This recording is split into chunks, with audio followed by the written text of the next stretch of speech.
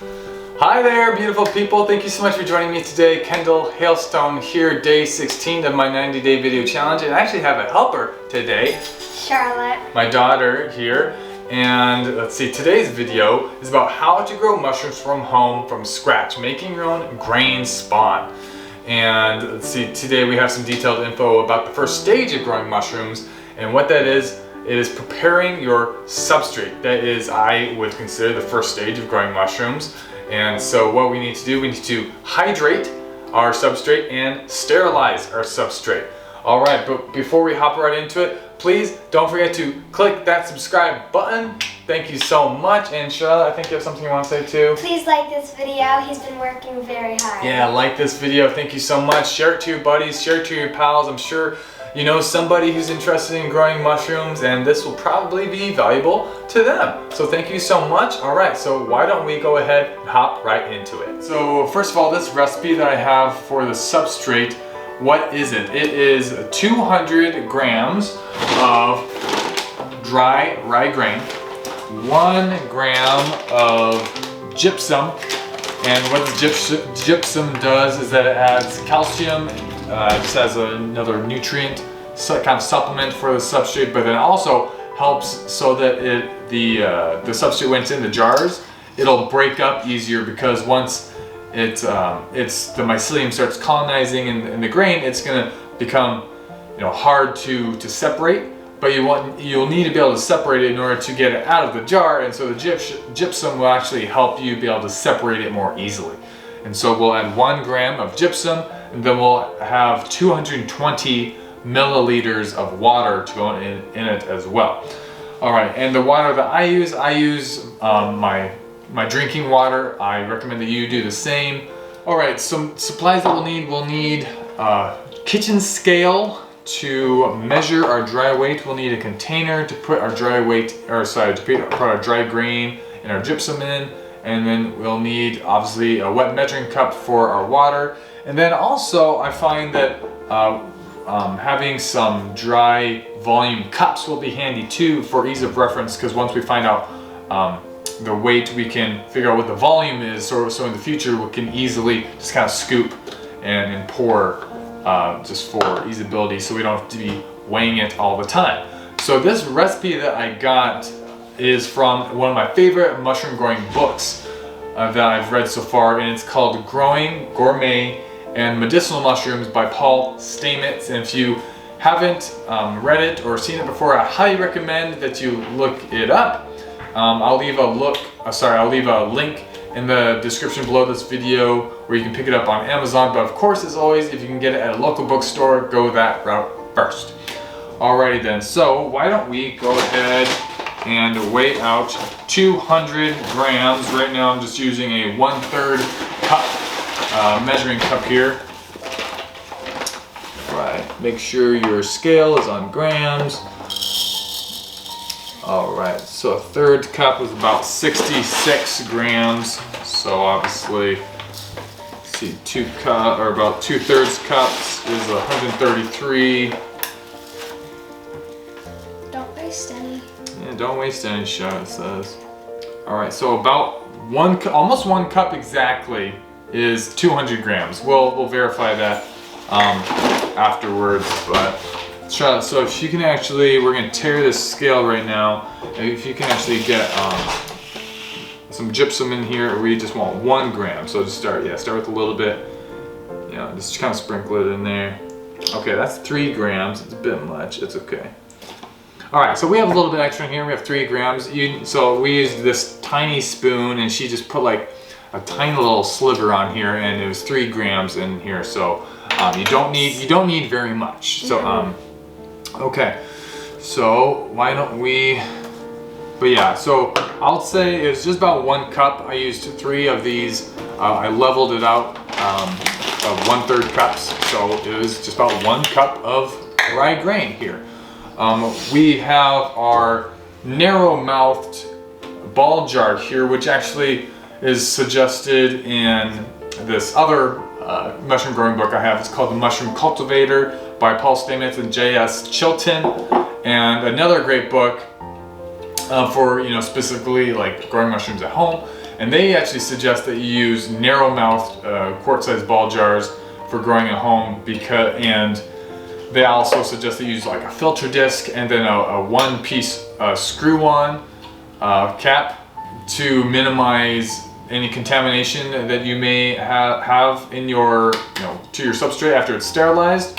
But today we're just going to be using the metal cap and lids that it came with. And I don't know if you can see it, I have a hole drilled in it. Thanks, Charlotte.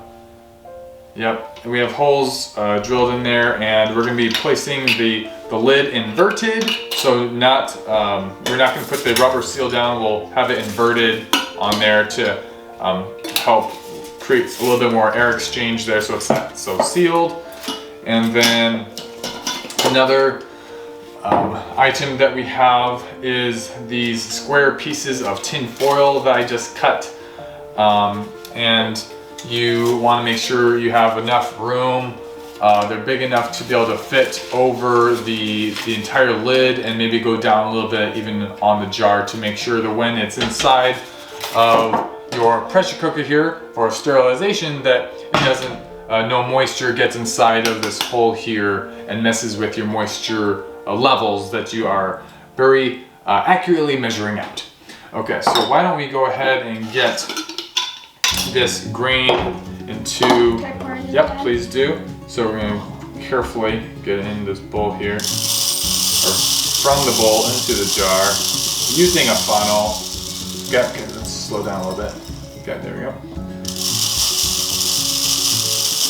Very good, nice and smooth, perfect. All right, this time I'm just going to use a 1 cup measuring cup. Let's see how closely it goes to 200 grams. Oh, a little shy actually, a little shy of 200 grams. So you'll just need a little bit. 290. You'll just need a little bit more than a cup. And I don't know exactly how much that would translate into, but you can always. Oh. What the heck? That's okay. There we go. All right. So try to put another gram. Yes. Make sure to tear It's a tiny little bit this time. Yep. Make sure you tear your scale before adding Let's just do this. anything new to it. All right. You need a little bit more.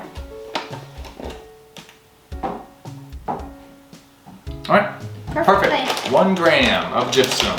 I just used just a teeny tiny little tip of it 2 times, so it's perfect. Thank you, Charlotte. All right, so let me get this in there. It's okay. We just need to be a little more careful. I'll pick that up. Well, maybe we shouldn't because of the germs on it, or will that like burn it off?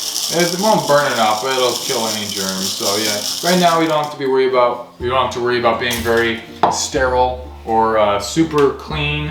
Super nitpicky about being very clean. Obviously you want to have clean utensils, and all that good stuff. But like Charlotte just pointed out, when we sterilize it, it's just gonna kill off everything. So you don't have to worry if like something drops. Maybe you could put it back in. Yeah, like a grain of rye. Yeah. Like what happened here? Did you end No, up picking up? I Okay, couldn't that's find fine. it. Okay, so here we have 220 milliliters of water. We'll put into the first jar here. And I do want to point out that here, just wait. I do want to point out that I haven't used this method before actually. I'm putting the water straight into the jar with the dry rye grain, and in the past I've actually I've soaked the rye grain overnight for like 12 to 24 hours in a bucket, and then I'll measure it out, and with the gypsum I'll put it in a bucket, and then I'll soak it for 12 to 24 hours, and then I'll drain it, and then I'll cook it for about like 15 minutes so that it soaks up all that moisture. And that method I got from watching Fresh Caps, their YouTube channel, and they are awesome. They have a really incredible kind of business that they have going, and they have provided a lot of value to me, and I'm sure a lot of other people learning how to grow mushrooms, and I've watched a lot of their videos to learn and develop my own processes as well. But I'm following right now the process through the Gourmet, Growing Gourmet and Medicinal Mushrooms by Paul Stamets, that book like I mentioned. And so I'm trying that method out right here, and so we'll just see how it works. So, all right, so I have another little bit of water here that we're going to measure out and then fill in the other jar. Right below 225. Perfect. Up to 25. Okay, so it's a little bit too much. Thank you. Boop. I'd say that's perfect. Yeah. All right. There we go. Can I mix it? Yeah, sure. You can mix it. Does that spoon even fit? Yeah.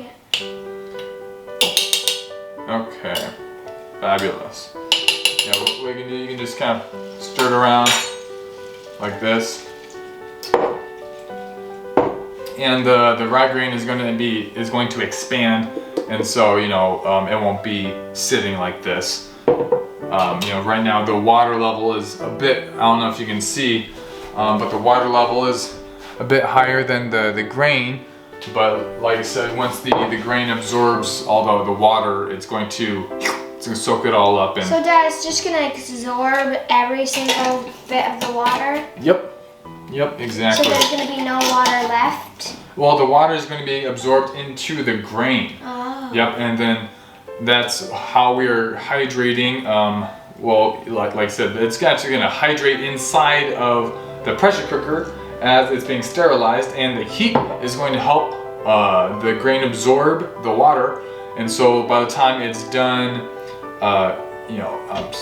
sterilizing, it'll all be soaked up. The water will all be soaked up into the grain, and it'll be ready to inoculate with some mushroom spores or liquid culture. So, yes. All right. So why don't we get these square pieces of tin foil and put them on top of our jars here. You want to kind of be centered. You want it to be centered, like you see how the tin foil is going down the side of the jar here. That's good. Good job, Charlotte. This is my first time doing it. And she's doing a great job. Alrighty then, so in our Presto 23 quart pressure cooker here, we actually need 3 quarts of water to go in it. So let's get some water in it right now. That's okay, I got it. 2. And just one more. I tried to lift up yours, Dad, and it didn't come off. Mine did, so I just wanted to. Yep. And your hands are a little bigger, so I can get all around. All right, and then you can also choose to put some vinegar. So just 2 tablespoons of vinegar in your pressure cooker to prevent like water stains on your jars or on the inside of your pressure cooker. So we're gonna go ahead and do that too. So we are going to very precisely measure this out. Just kidding. That's about 2 tablespoons. This is all filled with water and vinegar, and there is this, make sure that you have something on the bottom of your pressure cooker. This should suffice. I've also read recommendations to actually put some jar rings underneath that plate to add some additional protection to your jars and your substrate, but I think this will be just fine. All right, yes, grab the lid here.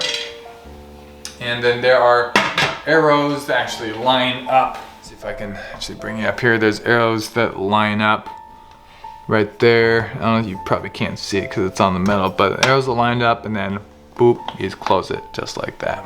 All right, so now we're ready to sterilize our substrate. Let's go to the stove and turn this baby on. I think I've been doing a pretty good job. I've had lots of fun doing this with my dad. Hey, so we have the pressure cooker here on the stove. Let's come a little bit closer so you can see this valve right here. Once steam starts coming out of that, I typically will set like a timer for, I don't know, let's say 8 minutes. And then we'll check to see if steam is coming out. I already turned the stove on. Once steam is coming out, we're gonna put this doohickey on top of that valve right here. And then the pressure will start to rise in the pressure cooker. And once it gets to 15 psi, we will set a timer for 60 minutes.